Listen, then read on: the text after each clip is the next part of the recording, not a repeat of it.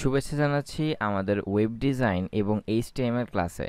তুমি এই ভিডিওটা দেখছো মানে আমাদের আইসিটি ফুল কোর্সের চ্যাপ্টার 1 থেকে চ্যাপ্টার 3 পর্যন্ত তুমি শেষ করে ফেলেছো এবং তুমি এখন আছো আমাদের এইচএসসি আইসিটি ফুল কোর্সের চ্যাপ্টার 4, যেটা হচ্ছে ওয়েব ডিজাইন এবং এইচটিএমএল এর উপরে।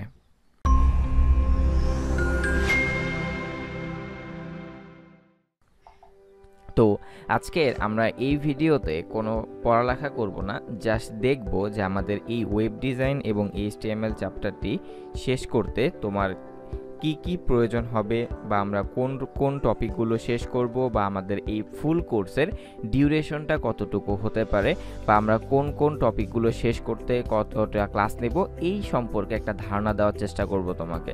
তাহলে চলো আমরা এই ক্লাসে কি কি শেষ করব বা এই ফুল কোর্সে কি কি শেষ করব সেটা একটু দেখে আসি। ওকে, আমরা এই ফুল কোর্সটাতে এখানে যেই টপিকগুলো লেখা আছে পয়েন্টার দিয়ে আমরা এই সবগুলো টপিক শেষ করব। এখানে সম্পূর্ণ টপিক টোটাল আছে 22টা, এবং তুমি যদি একদম শেষের টপিকটা দেখো সিকিউ এবং এমসিকিউ সলভ, মানে হচ্ছে এই পুরো অধ্যায়টা শেষ করার পরে এই চ্যাপ্টারের বিগত বছরের যত বোর্ড কোশ্চেন আছে সেগুলোর সিকিউ এবং যতগুলো পারি গুরুত্বপূর্ণ দেখে এমসিকিউগুলো সলভ করার চেষ্টা করব। কিন্তু একটা ভিডিওতে সেটা তো আর পসিবল না, আমাদের 3 থেকে 4টা বা 4 থেকে 5টা ক্লাস লাগতে পারে সিকিউ এবং এমসিকিউ সলভের জন্য। তার মানে আনুমানিক আমাদের এই পুরো এইচটিএমএল এর কোর্সটা শেষ করতে 30 থেকে 35টা ভিডিও লাগতে পারে। আচ্ছা, তাহলে তুমি ভিডিওটা পজ করে একটু দেখে নিতে পারো আমরা এখানে কি কি টপিক লেখা আছে, আমরা কি কি শিখতে যাচ্ছি। এবং তোমাদের কাছে একটা মিথ আমি শেয়ার করতে চাই, বা তোমাদের মনের মধ্যে যেটা চলে এই এইচটিএমএল চ্যাপ্টারটা শুরু করার পরে, তো কারণ তোমরা যখন কলেজে এই অধ্যায়টা শুরু করো তোমাদের মধ্যে একটা মিথ চলে আসে যে এই অধ্যায়টা করার জন্য তোমাদের কম্পিউটার লাগবে, এবং অনেক টিচারও এটা বলে থাকে যে এই চ্যাপ্টারটা করার জন্য কম্পিউটার লাগবে।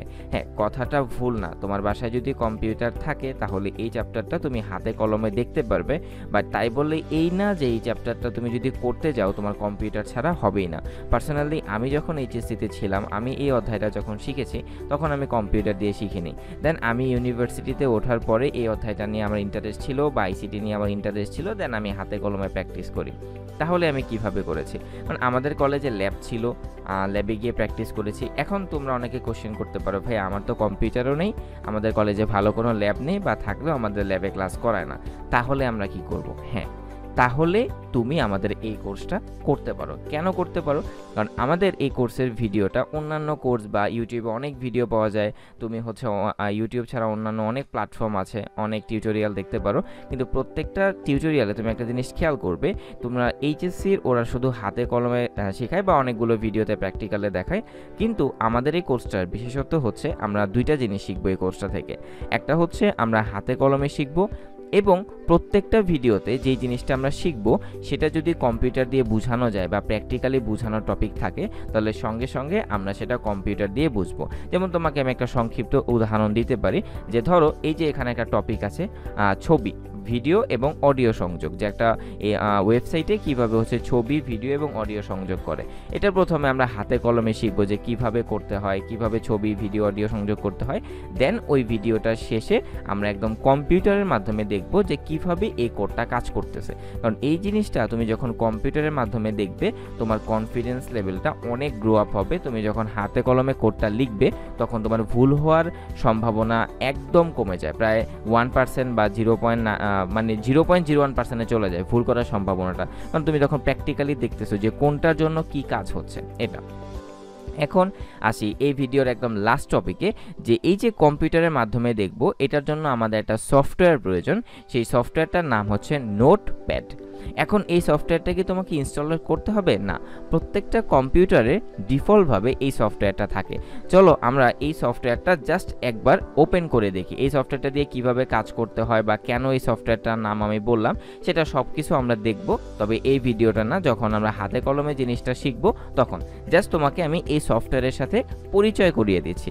তুমি তোমার উইন্ডোজ এখানে যাবে স্টার্ট বাটনে, দেন স্টার্ট বাটনে গিয়ে একদম তুমি এন এর সিরিয়ালে যাবে, এটা হচ্ছে এম, তারপরে এই যে এটা হচ্ছে আমাদের এন, এখানে দেখো নোটপ্যাড নামে কিছু একটা লেখা আছে, বা তোমাদের যদি সার্চ বার থাকে সেখানে সার্চ করতে পারো। এই যে আমি নোটপ্যাড, সফটওয়্যারটার নাম হচ্ছে নোটপ্যাড, লিখে দেন এখানে ওপেনে ক্লিক করবে। করার পরে তোমাদের এরকম একটা ইন্টারফেস চলে আসবে। যদি এরকম একটা ইন্টারফেস চলে আসে, ইউ আর সাকসেস।